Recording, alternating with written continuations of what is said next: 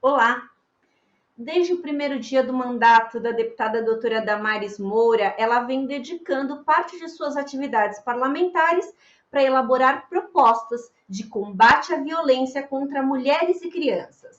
Advogada por formação, a deputada trouxe a experiência do direito para minorar esse que tem sido um dos maiores problemas nos últimos tempos, principalmente desde o início da pandemia. Para falar um pouco sobre os inúmeros projetos que a deputada já apresentou aqui para a Assembleia Legislativa de proteção às vítimas de violência, o Conexão Legislativa de hoje recebe a deputada doutora Damares Moura, do PSDB. Deputada, seja muito bem-vinda à Rede Alesp. Muito obrigada, Melissa, toda a equipe da Rede Alesp, que sempre nos recebe com tanto acolhimento. Cumprimentar a todos os telespectadores que nos acompanham para tratarmos de um tema que é tão significativo para este tempo que nós estamos vivendo e tão rodeados que nós estamos, especialmente os indivíduos mais vulneráveis, por contextos de muita violência, desrespeito e tantas outras formas de intolerância humana que se apresentam neste tempo. Portanto, é sempre uma oportunidade muito rica a de nós compartilharmos aquilo que estamos fazendo e o que nós podemos fazer como sociedade, não é? Afinal, conviver em sociedade exige de todos nós, os participantes, não é? Ou então os tripulantes desta mesma nave, não é? Que é a vida em sociedade. Todos nós temos que contribuir de alguma forma e, claro, nós que estamos no parlamento temos o dever, não é, de estarmos comprometidos permanentemente com a promoção da paz social, da igualdade, da justiça para todas as pessoas. Não é isso, Melissa? Muito obrigada pela oportunidade e cumprimento a todos, então, na sequência. Isso, exatamente, deputada. A senhora, desde o começo do seu mandato, a senhora tem posicionado a sua atuação no combate à violência contra mulheres e contra crianças. São inúmeros projetos. Então, até por isso que o programa não vai falar só de um projeto, vai falar de muitos projetos e não dá nem para falar de todos, porque realmente foram inúmeros projetos que a senhora apresentou nesse sentido. A senhora sempre lutou por esses temas na sua vida, antes da Assembleia Legislativa. Essa luta é uma luta infinita, deputada? Por que a gente precisa ainda tantas leis para tratar desse tema que a gente debate, mas vê que ainda temos tantas ocorrências nesse sentido? Essa luta é uma luta permanente. Então, quando você chama de luta infinita, é muito boa a expressão que você utilizou, e eu vou só complementar. É uma luta permanente. E é lamentável que seja assim, porque, na verdade, o ideal seria transformarmos estas realidades, né, e não termos que estarmos nesta vigilância constante, inclusive na propositura, né, de legislações que ampliem rede de proteção, né, que ampliem as possibilidades de tratar, de acolher, de recuperar. Não deveria ser assim. Nós deveríamos nos empreender numa transformação social, não é, que pudesse, então, ser o ambiente de convivência. Mas a gente percebe que, ao contrário disto, é a própria violência que se renova nas suas mais diversas formas. Então, quanto mais nós estamos comprometidos no combate, na prevenção, na conscientização, mais se renovam as formas de violência.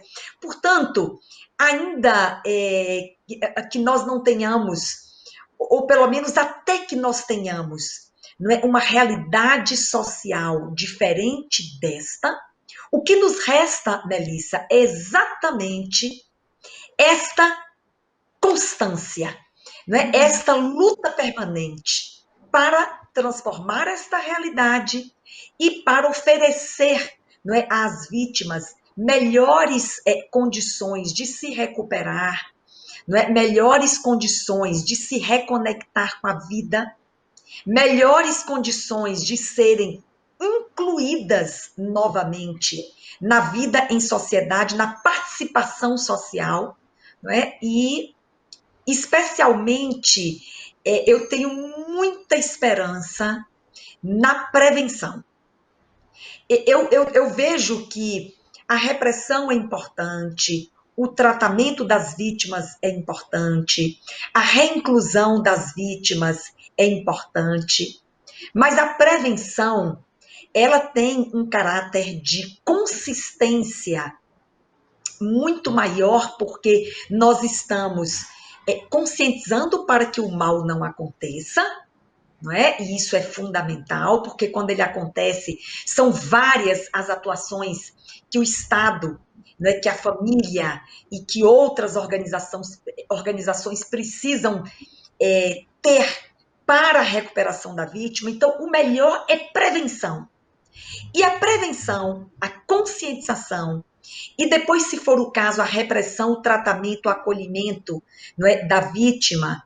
E também é importante a gente dizer que o agressor, ele precisa receber um olhar também do Estado, não é? Porque ele vitima alguém hoje, mas amanhã ele pode vitimar outra pessoa, e é uma cadeia, uma sucessão, não é, de ocorrências que podem ser promovidas pelo agressor e que, se ele também não for recuperado, embora a ênfase do meu trabalho não seja esta, mas eu tenho consciência, né, de que, se o agressor também não receber por parte do Estado ou de outras organizações da sociedade civil algum tipo de destinação, não é?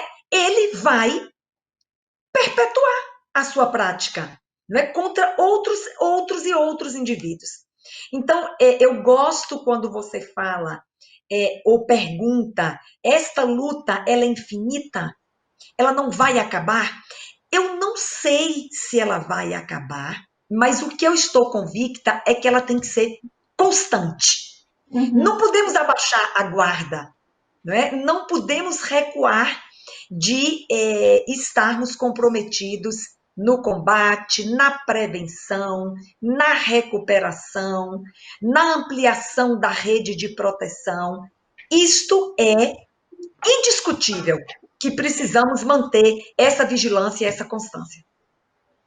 A gente sabe até, deputada, que a gente tem aqui no Brasil uma legislação até moderna no combate à violência e contra a mulher. Essa questão do agressor é prevista na Lei Maria da Penha e é importante que a gente coloque essa ênfase, porque o que a senhora observou é muito sério. Se o agressor não for tratado, ele vai voltar a ser um agressor. Então, é uma observação muito pertinente. Mas eu queria falar com a senhora sobre, entrando já aí na questão dos projetos em si, um dos projetos da senhora que a senhora apresentou assegura que as escolas capacitem as crianças e adolescentes para identificar e prevenir a violência doméstica e o abuso sexual. Quando esse projeto se tornar lei, a gente pode ter expectativa, deputada, de que o impacto, que não tenha um impacto não só entre as meninas, mas também com os meninos. Esses estudantes, eles poderão se tornar multiplicadores do que foi ensinado, lembrando aí, só para dar uma ênfase, que o projeto quem quiser procurar, é o 647 de 2020, é uma iniciativa fantástica, e uma das iniciativas fantásticas que a senhora apresentou. Melissa, esse projeto nasce de um sonho, porque, veja, eu tenho uma experiência prática como advogada, né? Minha formação é uma formação jurídica, e E claro, eu também venho de um voluntariado muito já de anos, né, no atendimento das vítimas do abuso e da violência, com ênfase em mulheres, né, crianças, que são indivíduos muito vulnerabilizados e são vítimas recorrentes do abuso e da violência. Então, eu tinha uma consciência profunda, eu tinha, não, eu tenho uma consciência profunda de que os processos educativos, eles são transformadores e eles são salvadores. Não é? Eu vejo a educação como uma porta que transforma e que salva pessoas. Informação, e por isso que eu sou tão favorável às campanhas, não é? As pessoas, você sabe que eu propus um projeto de lei que institui o Dia Estadual da campanha Quebrando o Silêncio, que essa lei já foi aprovada e sancionada, está em vigor no estado de São Paulo, não é? Porque eu acredito nas campanhas, eu acredito na educação, e aí eu estou falando agora da educação formal. Então, o que, que a gente idealizava? O que, que eu idealizei? As crianças, especialmente as crianças que são vítimas silenciosas do abuso e da violência. E por que, que são vítimas tão silenciosas? Exatamente porque a criança, ela não tem consciência do mal que ela está sofrendo, a criança não tem compreensão, ela não tem entendimento sobre o mal que ela está sofrendo, porque o agressor, em geral, o abusador, ele promove o abuso e a violência contra a criança, em geral, não é com uso de força, mas de convencimento, de recompensa.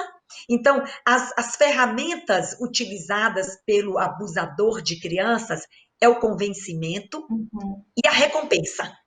Dificilmente é o uso de força e menos comum ameaça. A ameaça também é uma ferramenta. Muitas crianças não denunciam porque são ameaçadas. Ou é uma ameaça contra elas mesmas ou uma ameaça contra alguém da família, não é? Mas, em geral, o abusador de crianças, ele usa o convencimento e a recompensa. E isso não leva a criança, não é, à compreensão de que está sofrendo um abuso. Ela é convencida que aquela prática que está sendo promovida pelo abusador é algo aceitável, né, que pode acontecer, que é normal. Porque é assim que o abusador convence a criança, que é bom, que é normal, que é próprio daquela relação que ele mantém com aquela criança, porque geralmente o abusador é alguém próximo, é um parente, é um amigo, não é? Muitas vezes é o próprio genitor, não é? É o avô, é o vizinho. Então, é a necessidade da gente treinar as crianças. Ela é inadiável. Alguém pode divergir do meu pensamento, né, de que a gente precisa treinar nossas crianças para entenderem, não é, o que é um abuso.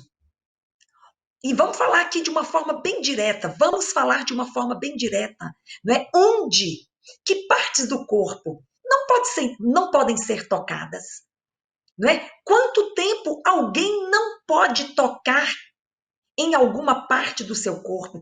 Quem não pode fazer isto? Em que situações isso não pode acontecer?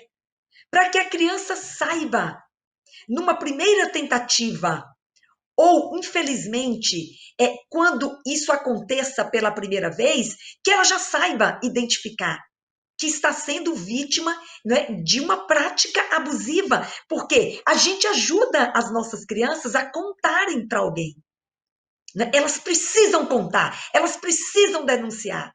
Eu faço palestras, Melissa, para crianças e adolescentes sobre esse tema, né? E é tão interessante falar com as crianças, porque numa última palestra que eu fiz, tinha crianças que perguntavam. Na verdade, as crianças sentem muito medo, né? E eu percebi que, por parte de algumas, as dúvidas estavam relacionadas ao medo que elas sentem de contar as coisas para os adultos. E tudo isso nós precisamos derrubar. Nós precisamos desmistificar, né?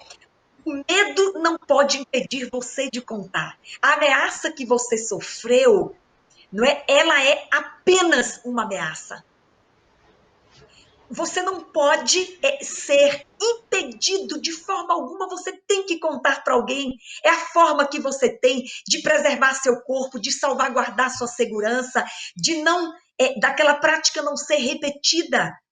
E é preciso falar isso com uma linguagem adequada, não é? O projeto propõe, Melissa, linguagem adequada. O projeto propõe que nas escolas professores sejam capacitados a tratarem deste tema de forma adequada com as crianças, mas este conteúdo precisa ser introduzido de forma intencional e de forma formal é uma redundância, me perdoe, mas tem que ser um conteúdo formal.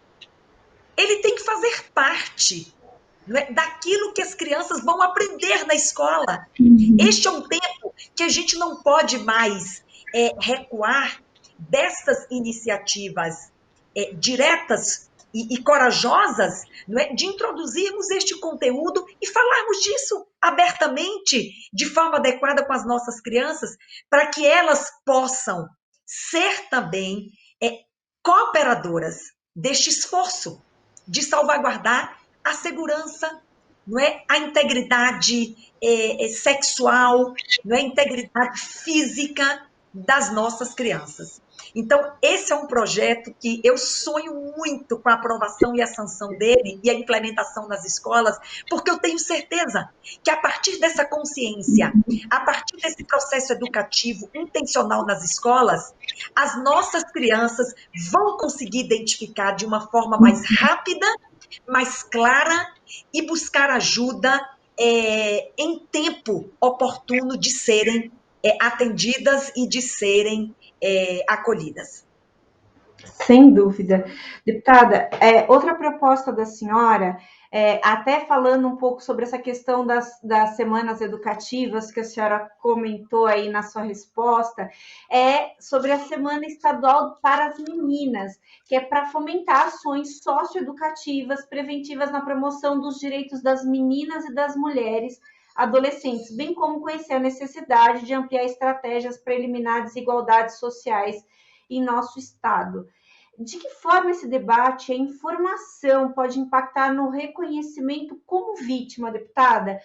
E também nas notificações. E eu acho que isso também tem a ver com o que a senhora acabou de falar, da criança não identificar, às vezes, que está sendo abusada, né? Que o abuso é um abuso, efetivamente.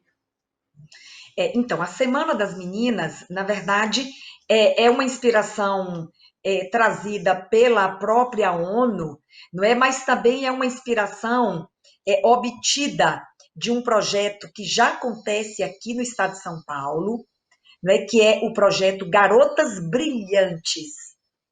Esse projeto Garotas Brilhantes, ele é exatamente para o empoderamento das meninas, porque já se sabe, e a própria ONU divulga isso e divulgou com muita intensidade na primeira quinzena ali da pandemia, a ONU divulgou um documento, não é, com 14 medidas a serem adotadas pelos países do mundo, não é, em defesa e para a proteção de mulheres e meninas durante a pandemia, que seriam, e isso está se confirmando com os números, as maiores vítimas do isolamento social, que as coloca numa hiperconvivência com seus agressores, não é? E se aquelas que já sofrem violência já sofriam quando estavam com seu agressor, imagine passando agora, não é, muito tempo ao lado dele, o que favorece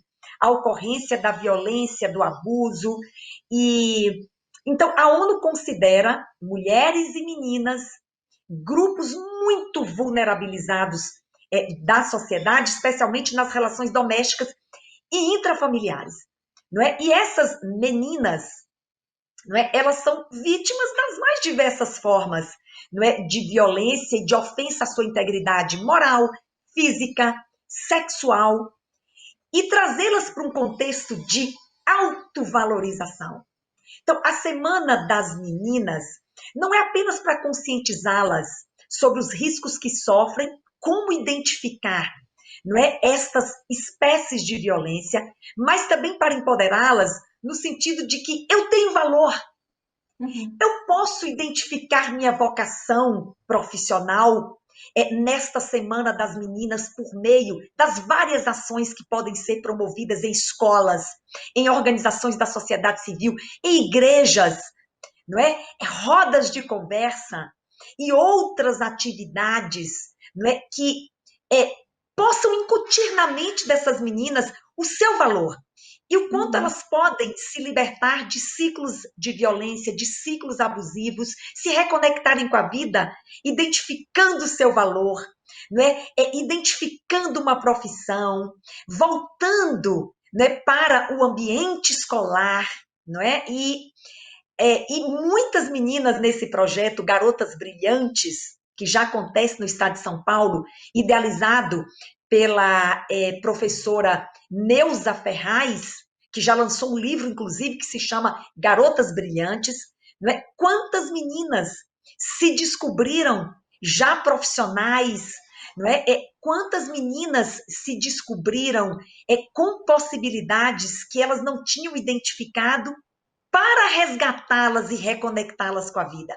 Então, essa Semana das Meninas é para conscientização, é para empoderamento, é para atividades práticas, não é, que possam, de fato, resgatar o valor próprio dessas meninas, especialmente as mais vulnerabilizadas. Só lembrando, pessoal de casa, esse é o projeto 648 de 2020. Eu tô falando os números dos projetos, deputada, porque de repente quem está em casa se Claro. interessa de ver um pouco melhor a proposta, de se aprofundar um pouco melhor na proposta, e eu acho que isso é importante. E aí a senhora apresentou um outro projeto, que é o 399 de 2020, para humanizar o atendimento das vítimas de violência em delegacias. Essa é uma questão de grande discussão, porque algumas vítimas se declaram desestimuladas em razão do atendimento em si. A senhora avalia que isso pode trazer impacto tanto para aumentar as denúncias, quanto para melhorar a sensibilidade de quem faz o atendimento nas delegacias? Então, esse é um grande desafio, não é? Porque tudo isso é para a gente criar ambientes favoráveis à denúncia. Porque já que o maior obstáculo para se combater violência contra a mulher é o silêncio da mulher, e o silêncio ele é resultante de várias condições. Não é apenas porque ela tem medo de ir a uma delegacia e que lá ela pode ser revitimizada, né? E que lá ela vai estar juntamente com outros pessoas que praticaram outros delitos, e isso pode gerar uma situação de revitimização, enfim. O silêncio da vítima, o silêncio da mulher que sofre violência, ele não é resultante só deste medo de ir à delegacia, né? Mas também existe a questão da dependência econômica do parceiro, existe a questão da vergonha de se expor socialmente diante da família, dos amigos, né? Também existe a questão dos filhos. Né? As mulheres não denunciam para manter a unidade familiar, para que os filhos não saibam, não é, que aquela família ou que aquele casal está envolto, né, numa situação de violência. Então, existe a dependência emocional, porque muitas mulheres, elas confundem o comportamento desse agressor e elas não sabem se ele é bom, se ele é mau, porque também tem uma relação, né, de recompensa que o agressor oferece à sua vítima para confundi-la, então ela não sabe se ama ou se ela odeia esse agressor. Então, são razões, algumas das principais razões, porque a mulher não quebra o silêncio. Mas uma delas é o medo de ir à delegacia. Porque nós temos aqui em São Paulo mais de 130 delegacias da mulher, que são delegacias especializadas, onde existe um atendimento adequado, especializado e direcionado, não é, para as mulheres vítimas de violência. Mas nós temos um outro número muito maior de delegacias comuns e há mulheres que não acessam, do ponto de vista geográfico, uma delegacia da mulher, né? Porque não tem ali no seu bairro, porque não tem ali na sua cidade. E ela vai ter, se for o caso de denunciar, ela vai ter que ir a uma delegacia comum. E nas delegacias comuns, as pessoas, em geral, têm medo de ir à delegacia, porque elas imaginam um ambiente hostil, né? Um ambiente, é, enfim, que assusta as pessoas comuns. E, de fato, isso pode acontecer. Não é? Há mulheres que chegam e existem várias ocorrências para serem registradas ali no momento que ela chega e ela fica apavorada com aquele ambiente e ela vai embora.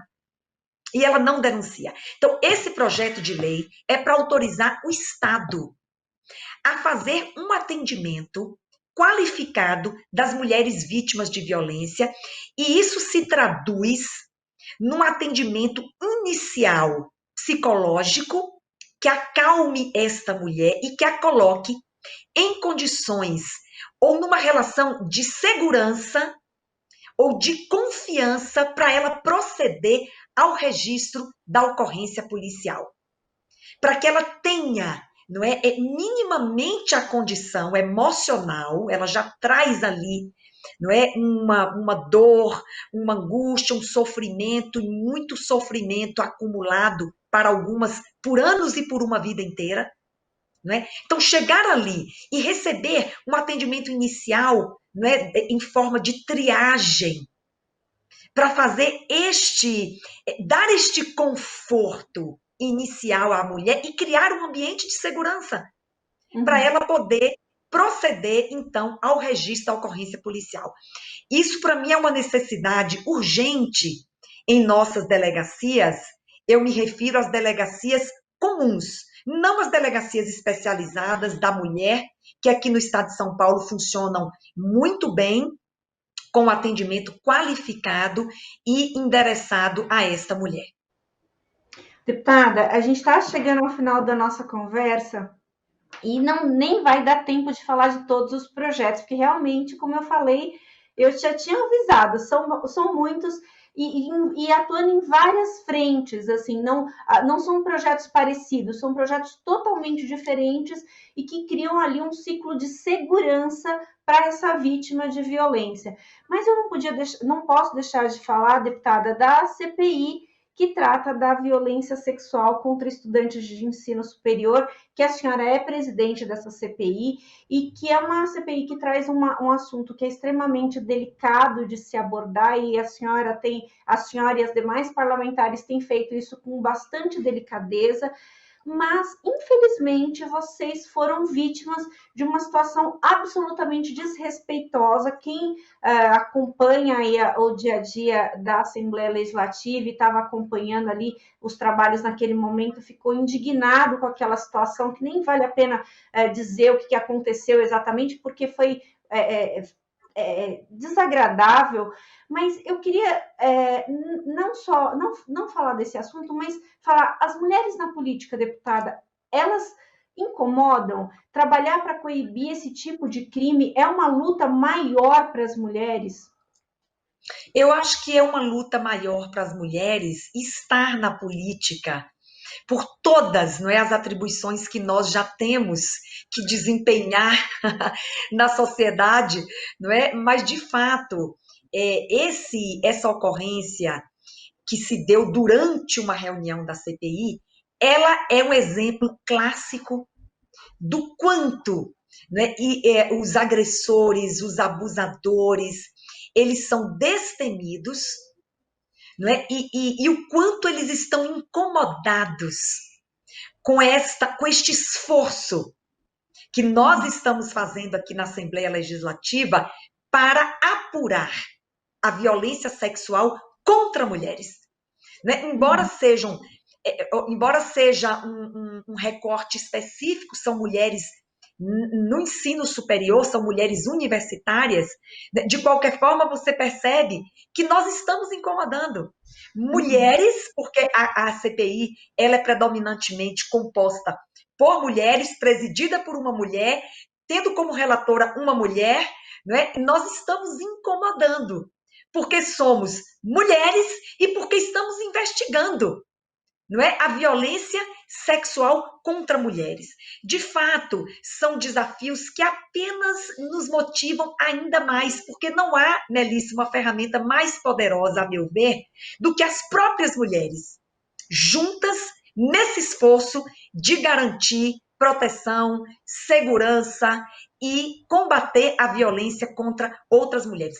Mas só mais uma palavrinha final, acho que não tenho mais tempo.